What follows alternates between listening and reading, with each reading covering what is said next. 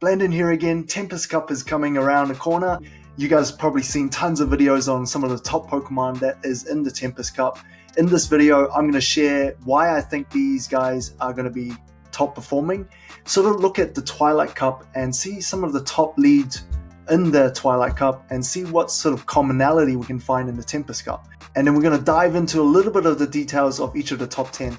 So enjoy this video. Here's a quick graphic of the top 10 that I've narrowed down. It's been pretty tough. There are some very good Pokemon to choose from in the Tempest Cup.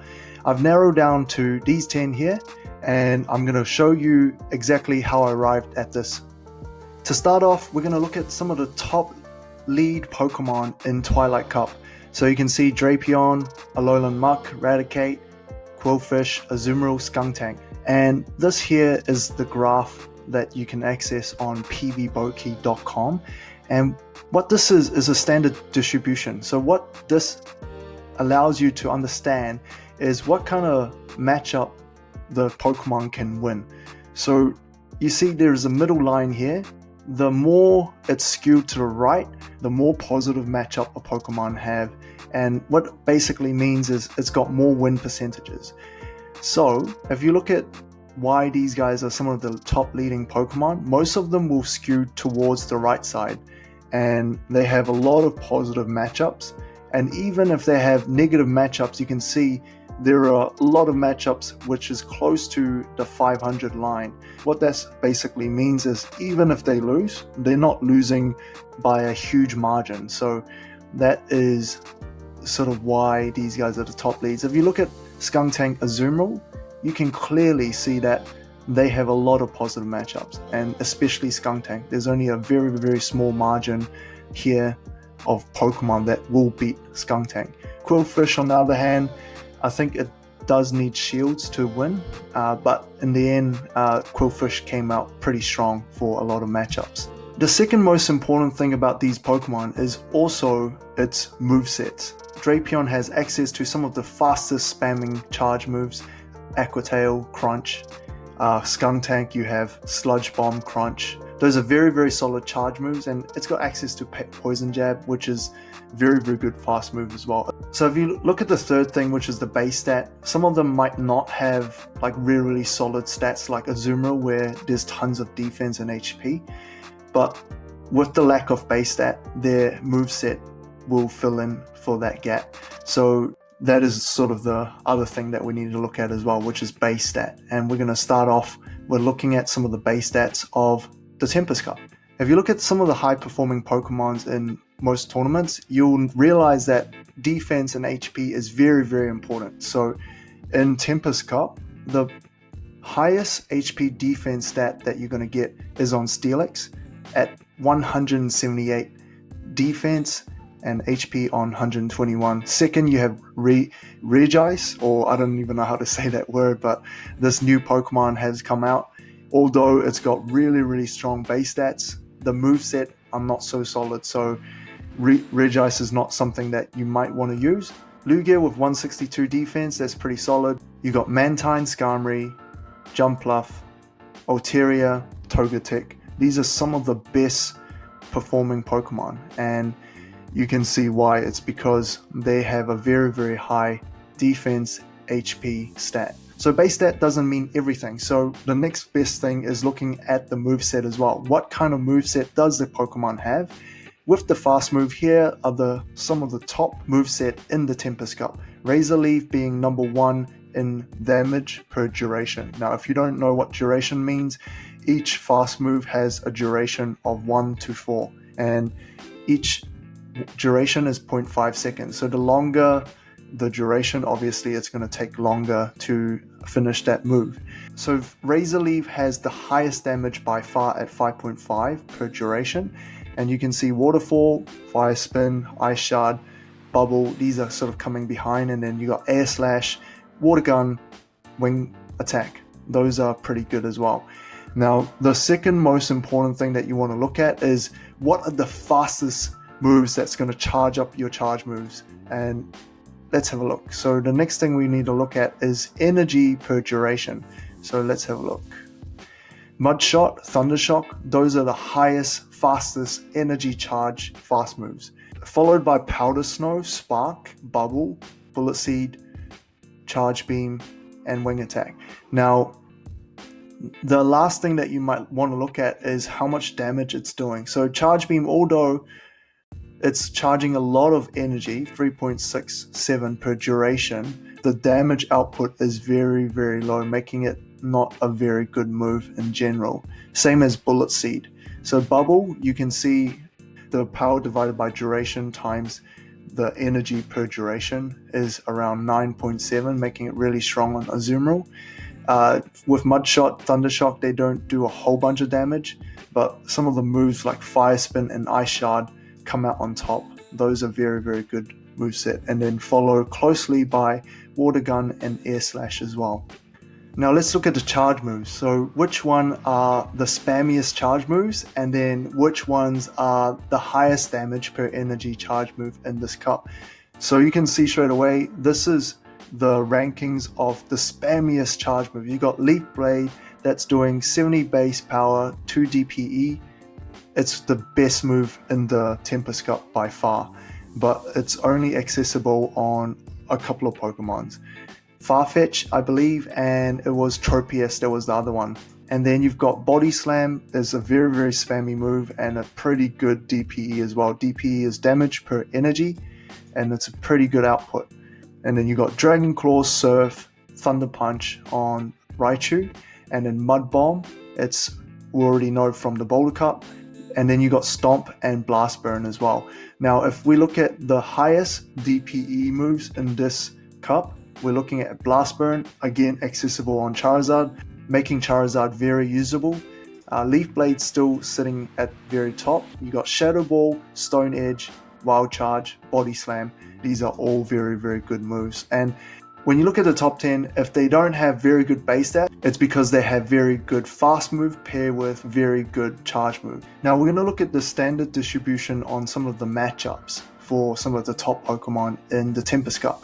If we break down the Tempest Cup, there are 32 electric Pokemon, a whole bunch of flying Pokemon, 63, ground Pokemon at 47, and an ice typing at 26.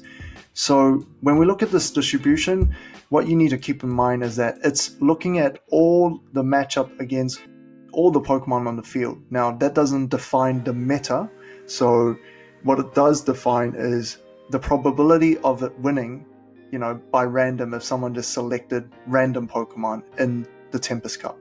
So if we look at the top 9 ice Pokemon, it's Lapras, Piloswine, Wyron, Celio, Mamoswine, Dilgong, Abomasnow, Glalie, and Frostlass. If you look at Lapras compared to some of the other Pokemon, you can see that its standard distribution is very much skewed to the right. There's only very few Pokemon on the left side. In general, Lapras is going to be very, very strong straight away. You can tell it's an Ice Shard, Ice Beam with Surf.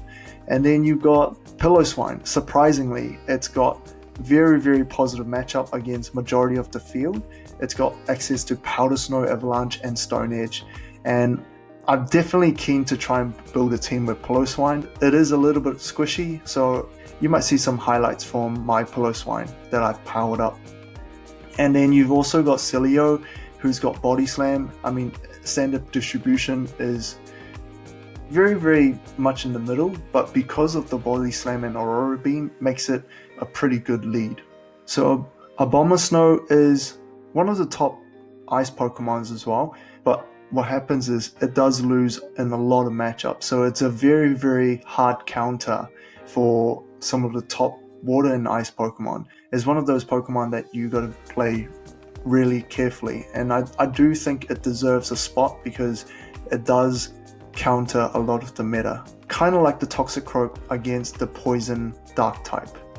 Glalie is surprisingly good. If you look at this distribution graph, it's very much skewed to the right, and I think there's a very good chance that Glalie is going to sit very well as a leading Pokemon, and we're going to dive into that in a little bit more detail. And in top electric Pokemon, you can see Lantern's distribution is just very, very different to everyone else. So Lantern comes up on top as an electric Pokemon, followed closely by Graveler and Golem. And I think those guys have a pretty solid matchup against some of the ice Pokemon, such as Lapras and Celio, because the Rock Throw is going to do super effective damage. Magneton has some pretty good matchups as well, but it is a little bit squishy, and I think it's definitely worth playing. Top ground Pokemon, you've got Rhyperior, Piloswine appears again, and then Quagsire. I think if we look at the distribution between Rhyperior and Quagsire, I would definitely prefer Quagsire because it's sitting a lot more on the right. There's some solid positive matchup. We're going to look into the details a little bit more on those Pokemon. And then I've also picked Steelix as one of the top 10. I think you wouldn't want two groundwater Pokemon like Whiscash and Quagsire in the same team anyway. So the next thing that you would choose is probably down here, Steelix. And then you've got top flying Pokemon. Top 3 are Tropius, Skarmory, and Altaria. Looking at the distribution graph, you can see that they are good on majority of the field, but then there are some hard counters for these guys as well. And then you've got Mantine, Gyarados, Dragonite, Gliscor, Articuno, and Noctowl. So why is Lantern so good? Let's have a look at its base stat. So you can see it's a very good tank. It has a lot of HP. I love Game Press because it has a distribution of its stats in a graphical form. A lot of the other websites just has the numbers. So straight away you can see that it's going to have tons of HP at 1500 CP. So it makes it a pretty good tank. Now the electric and water typing, it's very good because it's going to be resistant to steel and flying and ice and water. That's basically majority of the field. But it will be vulnerable to grass and ground. So you've got to be careful how you line up the Lantern. And then looking at its moveset, it's got two of the best moves in the game, the Water Gun and Thunderbolt. Those paired up is lethal. So very, very good Pokemon in general, and Lantern is definitely something to watch out for. Abomasnow, I like Abomasnow because it's got Razor Leaf, obviously, and it's a cheaper version of Tropius. I don't have a Tropius, sort of just came back in December. Hopefully I can trade somebody. I love to use a Tropius, but Abomasnow is definitely something worth using as well. Its base stats, not the best distribution, but it's still going to be tanky. Moveset wise, it's got Energy Ball and Outrage. I definitely would recommend putting Outrage because it charges up pretty quick and it's a good DPE moveset. And then if you look at its weakness, vulnerability, it is weak against a lot of things on the field like rock, steel, flying, fire like Charizard, and then resistant to electric, grass, ground, water, which is pretty decent as well. So it does have its positive matchups. Now Tropius, I mean, this is simple. If you look at its stats, that's very, very good base stats with high defense, high stamina. And then looking at its moveset, it's very, very versatile. You have access to Razor Leaf and Leaf Blade on the same Pokemon, very, very strong. And then looking at its weakness, fire, flying, ice, and then you've got resistant to ground, water typing as well. Next we have Altaria. This is too easy. Looking at its base stats, high defense, there's no doubt it's got two of the best moves in the game, Dragon Breath and Sky Attack. And then lastly, you look at its double weakness to ice, but it will tank them. Now, although its double weakness to ice is still very, very tanky because of its base stats. And you can see here, it's very much skewed to the defense. And when there's high defense on a Pokemon, what it does is it reduces a percentage of the damage. Whereas in HP, it's only an increment of HP. So the defense being high is actually better than having high stamina. Now, next one, Skarmory. This is easy. I mean, Boulder Cup, an all-typing tournament, Skarmory is a staple. I think what you might want to consider in the Tempest Cup is Steel Wing because it does have a lot of positive matchup against sort of ice Pokemon. And looking down here, it's only vulnerable to electric and fire. So you got the Charizard and Lantern and maybe the Magneton. So if you play it well, it's very good. It's got tons of resistance as well. Now Celio, why do we feature it? It's because it's got Body Slam, a moveset that got buffed recently. It's got Aurora Beam and Powder Snow that charges these moves very, very quickly. It does have the Water Ice typing, exactly the same as Lapras. It will be weak against electric. Now, I see Celio as a very, very good starter lead Pokemon because of the Body Slam, and I think very much like Lapras, I think they both will be good as a starting Pokemon, but Lapras can also be a switch as well, just because of its tankiness, its bulkiness, and the moves that it has as Surf, the highest DPE move for water. And if you can get a hold of a legacy one, you're going to be able to get Ice Shard as well as Ice Beam on it. And I think Ice Beam is very, very necessary for this tournament. Now lastly, for the Ice type, we've got Glalie. And why do Glalie deserve a spot? As you saw in the distribution, it's very, very good lead Pokemon. And I think the reason why is, first of all, decent stats. It's not gonna be the tankiest Pokemon, but it will be pretty tanky, very similar to the Abomasnow. And then you've got access to Shadow Ball that's going to do a lot of neutral damage against a lot of Pokemon in this cup. And it's got Ice Shard as well. Ice Shard is one of the best ice move for quick energy and pretty decent damage output. Now, Glalie being just ice type, the great thing about it is that it doesn't have any weakness to grass, and it's only weak against rock, steel, and fire. So those are very, very common, but overall it's paired with some of the best moveset, Avalanche, Shadow Ball. I think you can't go wrong with Glalie on one of your 6 Pokemon. Now looking at the next one, we've got Steelix, which is very, very good against the Flyers, Altaria, and Skarmory. It's a pretty much straight counter. Looking at its defense is insane. It's got the highest defense in the Tempest Cup. And you have access to Dragon Tail, which is not a bad fast move, as well as Heavy Slam, Earthquake, Crunch. They're all playable depending what you need on your team. The weakness is fire, ground, water. So as long as you can sort of back it up with maybe a Lantern or a Lapras, I think it's going to be very playable. Now lastly, we have Quagsire. Again, I can only fit one ground water Pokemon. Now Quagsire has pretty decent stats, a little bit more in the stamina side, not the tankiest. The reason why Quagsire deserves to be in the top 10 is because it's got Mudshot paired with Stone Edge. Stone Edge is one of the best DPE rock moves, and Mudshot is the quickest charge fast attack in this Tempest Cup. So it's the quickest Stone Edge you're going to be able to get, and that's going to be fun to play with. So if you look down here, it's only vulnerable to grass, and so definitely you want to pair this with like a flyer such as Altaria or Skarmory.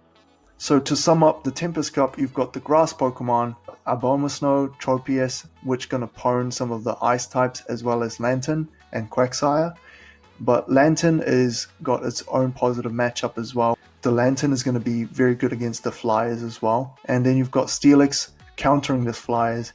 Some of the tanks, which I believe are going to be strong leads in this cup, Lapras, Celio, and Glalie. And then you've got Quagsire on the side with the quickest Stone Edge. So let me know how you go about building your team. I'm going to be doing some PvP with some of these top Pokemon. I'd love to hear your thoughts on what sort of content you love to see in the future. And if you enjoyed this video and you felt it was valuable, please like, subscribe. I really appreciate it, and I'd love to see you next time. Cheers.